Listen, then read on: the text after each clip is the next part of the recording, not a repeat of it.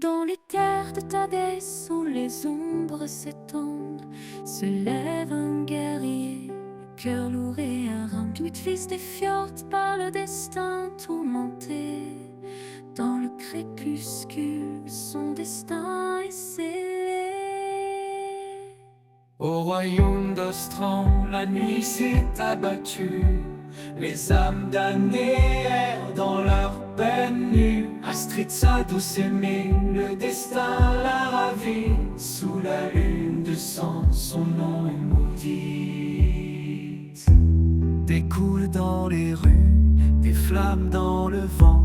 Le village en ruine, le cœur se serrant. La vengeance gronde dans les yeux de Knut. Contre l'empire cruel, son esprit s'embrute. Dans les terres de Tadès où les ombres s'étendent, se lève un guerrier, le cœur lourd et ardent. Knut, fils des fjords, par le destin tourmenté.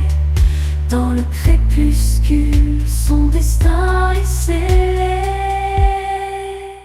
Par-delà les montagnes, vers le château maudit, il marche dans la nuit, son esprit endurci. Les soldats d'Aksai sur son chemin se dressent, mais la lame de Knut leur bouclier transperce. Devant les portes noires, Astrid gît en peine. Son âme s'envole dans l'ultime rêve. Knut pleure son amour dans un silence amer. Le destin l'emporte vers des terres étrangères.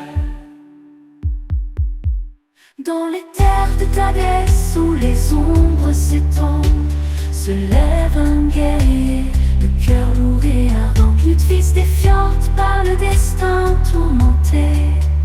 Dans le crépuscule, son destin est scellé. Et ainsi se clôt le chapitre sombre et noir dans l'histoire de Knut, dans son cri de désespoir. Mais dans l'ombre qui veille, l'espoir reste enfoui. Que son épopée vive dans les cieux infinis.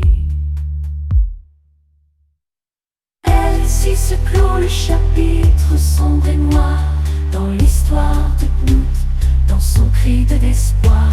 Mais dans l'ombre qui veille,